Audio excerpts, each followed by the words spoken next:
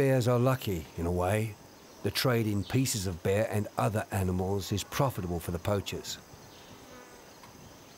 At the Wild Aid headquarters, hundreds of confiscated animal parts are just a small part of the plunder.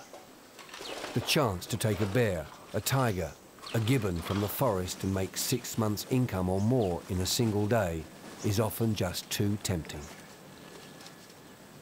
The skin of a sun bear, brittle and uncured, worthless. A black bear pelt as dry as parchment, the remains of its claws still attached. A leopard skin. Turtle shells by the score. Banteng skulls. This handsome grazer's horns prized as ornaments. They are just a small part of the 16,000 live animals and thousands more animal parts confiscated by conservation organisation Wild Aid in just 2 years. Suwana Guntlet, head of Wild Aid in Cambodia, makes no apology for getting tough on poachers. Well, we're approaching it through direct protection, and that's why it works so well.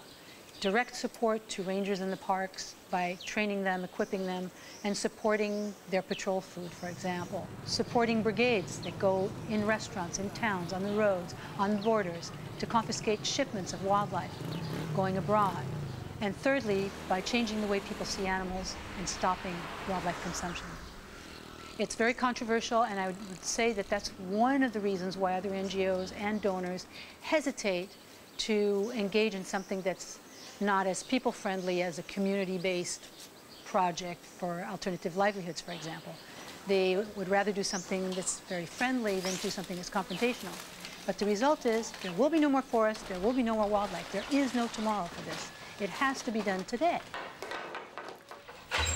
And that's why people like Nick Marks, a specialist in animal husbandry, are always ready to hit the road to rescue a bear or a tiger, or anything else that can be saved. This is Orang. He was born here. His mother was a very nervous tigress and wouldn't look after him. So I had to do it. Took him back to Phnom Penh and bottle raised him in my house.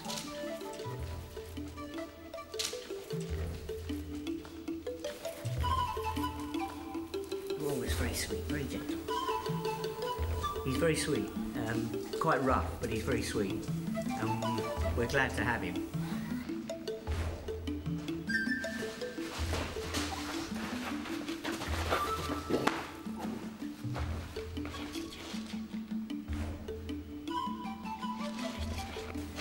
We'll probably keep him here for the rest of his life, unless we find a good, like a nice place with a mate, where he'd be well cared for. The alternative might be to find him a mate here, but you never know when things are going to turn up.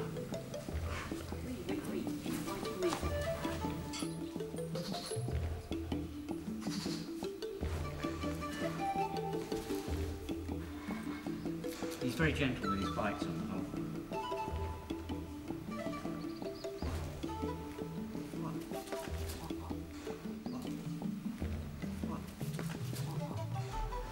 Well, we'd like to think he'll be all right.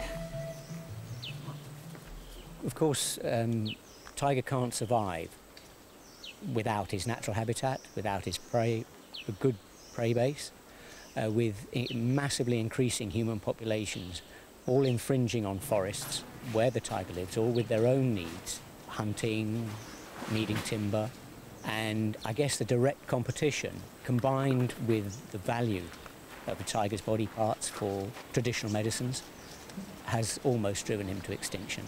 In fact, several subspecies are, as we know, are now extinct, and others are following.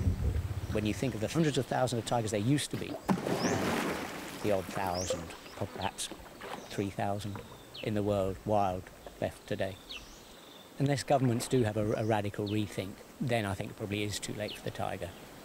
Conservation organisations and individuals in the tiger's own countries are working extremely hard to conserve habitat, conserve prey and conserve tigers. It needs huge efforts to actually make this successful. A former rubber plantation inside a national park is being cleared for replanting. This time, the chainsaws are working legally. A plantation will provide badly needed jobs. But in spite of protection,